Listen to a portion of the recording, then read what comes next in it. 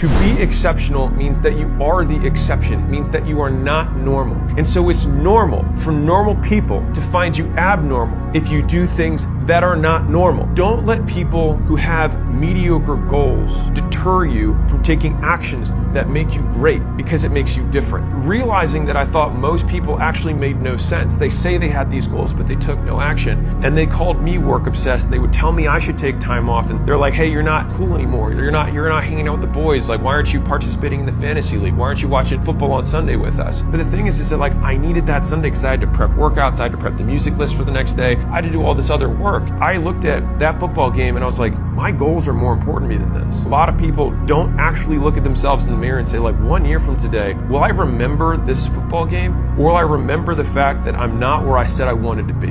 And to me, that was significantly more painful. If you fit in, then you will be like your peers.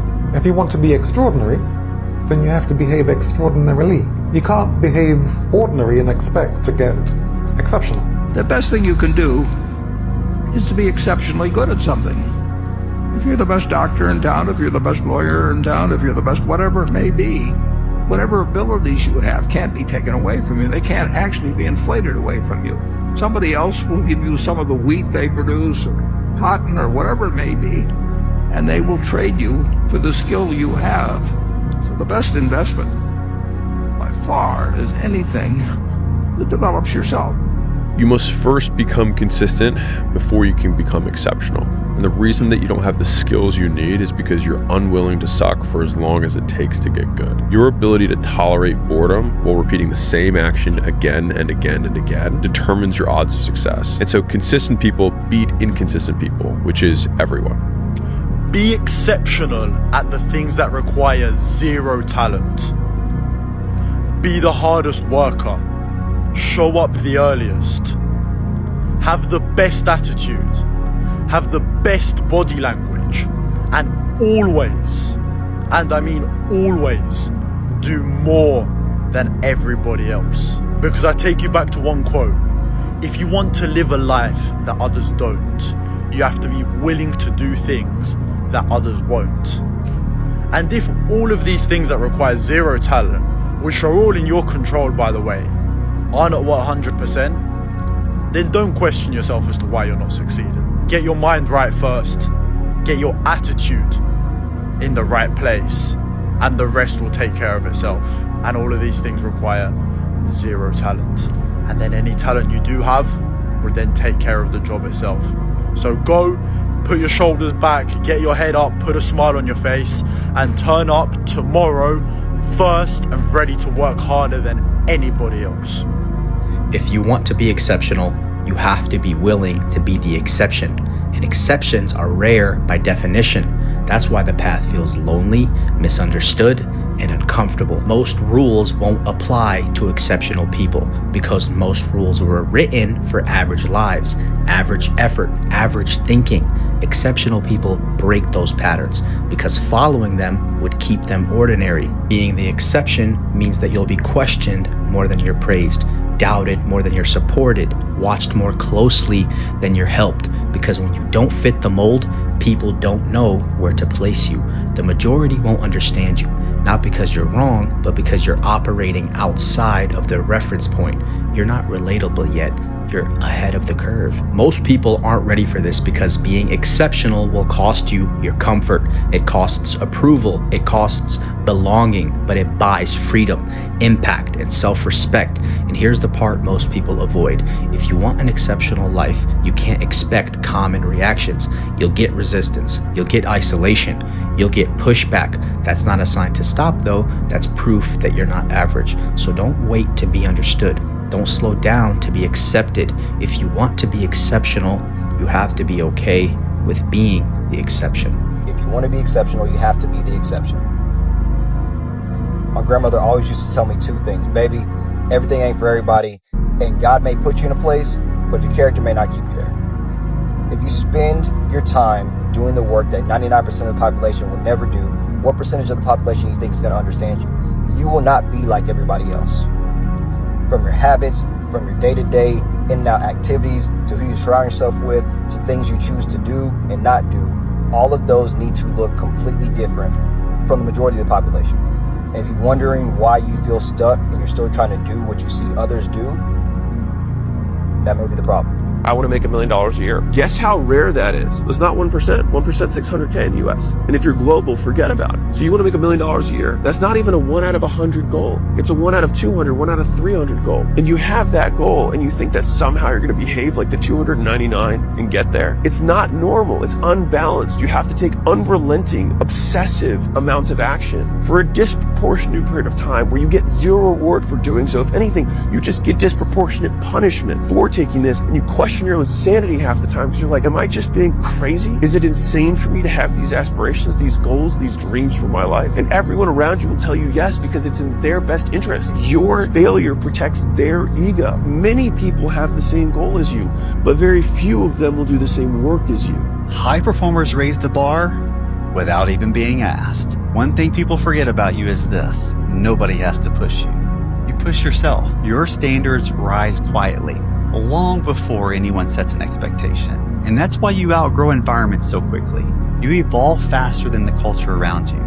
The problem is, people get comfortable with the version of you they benefited from. So when your standards level up, they take it personally, like you're making a statement about them. You're not, you're just growing. And growth exposes who refuses to move. Like when you improve a process no one asks you to touch, and instead of appreciating it, they call it extra. Want to be baddest motherfucker ever at what you do, you could be misunderstood by everybody because you're going to be so fucking obsessed and so driven to get there. That's what it takes. But if you want to fucking go to that edge where people do not like you, don't understand you, question everything you fucking do, you've arrived. When you are misunderstood to the point where fucking people think you're psycho and you're nuts and you're this and that, why are you in the gym at 1 o'clock in the morning? What's wrong? You will never understand what is wrong with you. You can be misunderstood by everybody. I am not like everybody else. I don't want to be like everybody else. I have something inside burning. I'm supposed to be something different. I have to be something different. If you want to be successful, you've got to be 24/7 fully obsessed. There's no in between. You will not reach the level of success that you know you want to reach without that mentality. People will say, oh no, don't stress yourself out. It's all about balance. But let's leave the averaging to the average. If you want to be exceptional, you have to be the exception, the odd one out, the black sheep. You can't be 1 foot in and 1 foot out of your ambition, your dreams, your goals. Because if you're not all in, you don't really want it. It's as simple as that. Some people get safety nets, daddy's money, the family trust fund, a soft landing if they fall. You don't, and that's your advantage. Because when there is no plan B, plan A stops being a wish and starts becoming a promise. The truth is, there is no limit to the lengths a human being can go when they are absolutely driven to achieve a goal. Nothing will stop them. Nothing will delay them. So decide, are you going to balance your way into the middle, or are you going to be so completely, unapologetically obsessed that the world has no choice but to move out of your way? God made you different. Just go be different. You get paid to be different. People pay you to be different. Weird people make money. Regular people don't make money. Regular people make regular money. If God made you exceptional, go be exceptional at whatever it is. That's how you become. People pay for expertise. They pay for exceptional people. They don't pay regular people. If you focus in on being regular, you're gonna have a regular life. It's nothing wrong with that. But if you aspire to something more than regular, you got to go be extraordinary. The difference between ordinary people and extraordinary people is one word: extra. If you put extra on top of ordinary, you become extraordinary. Almost one of the most things that I've learned over time is that almost all like truly exceptional and mentally strong people have been through hell. And that's what's painful, is that it takes more effort to start in the beginning, and more people are right about the fact, they're like, hey, you're not going to hit it big. And guess what? A month in, you're not. But they're only measuring on months. I say it all the time. You have to suffer. You have to make that a tattoo on your brain, so when that hard time comes again, you don't forget it. It's very few that put themselves through hell when life is great. And every day that you haven't hit it, they're going to feel like they were right. But they're wrong, because they're measuring in days and you're measuring in decades. Why people fall off the wagon so often is because their mind is full of shit. There's no room in that mind for discipline. There's no room for consistency. We are writing our own life story every day, and yet we don't think about it. Who do we want to be? If you want to become really rich, you are going to have to be exceptional. So stop listening to these people who are telling you you can become a millionaire in 6 months. Get that shit out of your head. Tell yourself that it's going to take me 4 years bare minimum to make my first 100,000. Now when you have that mindset, cut that time in half every single year. But in your head, it's still that number. But you're just trying to beat that number. And then see how quickly you become a millionaire. Every high performer I know is decisive. They make fast decisions. Now notice I didn't say they make the right decision every time, but high performers are decisive and they make fast decisions. Why? Because when you are pushing towards a great dream, a goal, an ambition, there's usually a small window of opportunity, a small amount of time that opportunity exists for you to capitalize on. And if you're the type of person that procrastinates, that you get very afraid to make a decision, you're indecisive, you have to ask a lot of people for their opinions and their approval, the window of opportunity might close on you. What if I told you that to accomplish anything you want to do, you have to do the opposite of society? Like, number one, blaming yourself as opposed to blaming other people. Balance, okay? Balance is important to a lot of people that want mediocre lives. That's it, okay? But you're watching this video because you have big goals. I'm gonna explain it to you in easy terms, okay? Imagine you want to play in the NFL. Did you know only like 50 plus people play in the NFL out of 1 million people? It's a very small amount. Very small. So would it not make sense that I should neglect things like hanging out with friends and social activities and maybe, I don't know, some family activities to work on your football activities and your grades because you have a goal that is big? When you have a goal that is big, some things will have to suffer. Absolutely. Now, if you don't have big goals and you just want to live a normal life, then absolutely balance is important because you need it to be happy. But for people like you and people like me, we want to accomplish big goals, and that's the only thing that is going to make us fulfilled because God put those goals in our head, okay? If God puts a goal in your head, you're not going to be happy until you accomplish it. And you're going to learn a lot of lessons along the way, but you will not be happy. So when it comes to balance, it is important to a lot of people, but to the 0.1% that actually want to accomplish big shit, it's not important. You don't need it. It in fact hurts you. You should be spending more time on what gets you to your goal and less time on things that distract you from the fact that you haven't accomplished that goal. The problem is, particularly young people today, they're so afraid of being different. But look at all the powerful people in this world. Look at your Elon Musks. Look at your celebrities in entertainment, in business, and politics. They're one of a kind. That's where your power lies. And you'll go, oh, but Robert, those are people that were brilliant, that were talented. I'm not like that. I don't have that. Well, bullshit. You do have that. You have that potential. It's just you're not putting the effort into it. You are lazy. You want to fit into the group. You want to conform because it's easy. Lots of people, maybe most people, want to be extraordinary in some way, but also don't want to stand out in a way that allows them to be mocked. The latter is the price of the former. You can't behave the way that everybody else does and expect to not get the results that everybody else gets.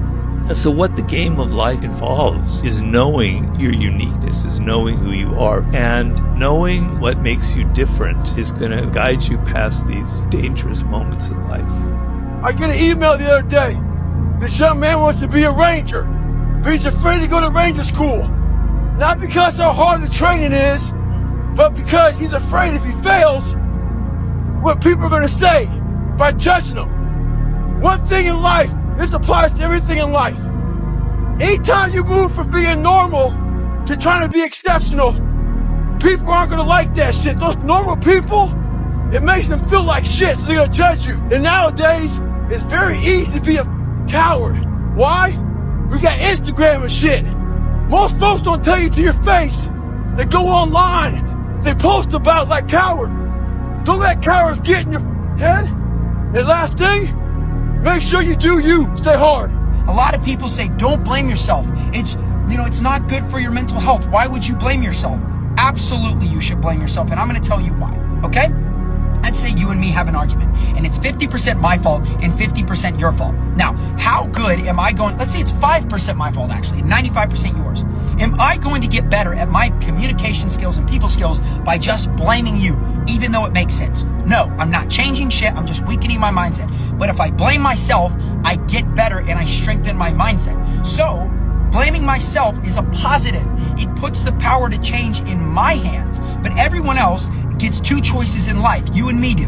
One, we get the choice to blame everyone else to try to feel better about our situation. But at the end of the day, we're still not where we want to be. So I, in fact, argue that it puts you in a worse state. 2, take the responsibility, feel shitty for and do something about it, okay? Blaming yourself will always be better because to who the blame goes also the power to change. So if you are putting the power to change your life in other people's hands, which is a bitch mindset, then you're never gonna change. You need to blame yourself, take some responsibility for where you're at, and you'll actually be able to change your life. How to be exceptional in martial arts and pretty much anything that you do. You just show up. Isn't that crazy? All you do is just show up and you're gonna be an exceptional person. Really, this was the minimum standard that we had when I was growing up, is just to show up. You actually have to show up and try and do your best. But these days, so with all the distractions that we have in the world, all you have to do is just show up. And by that very fact, you will stand out and be exceptional. 4 words that'll change your life. I do it anyways. Tired? I do it anyways. No support? I do it anyways. Scared shitless? I do it anyways. Afraid of failure? I do it anyways. Fear of rejection? I do it anyways. You don't build an amazing life or business or relationship by waiting for the perfect moment. You do it by showing up every day, regardless of how you feel. You do it anyways. That's how you win the game of life, with the mentality of I do it anyways. You have to become a totally different human being. In order to achieve something you've never achieved before, you have to become someone you've never been before. You can't reach a new level with the same habits, the same mindset, or even the same version of yourself. Growth requires evolution. What I found in my research is that there's a series of qualities that self-made millionaires have. If you have these qualities, your success is virtually guaranteed. And if you don't have these qualities, the qualities are learnable.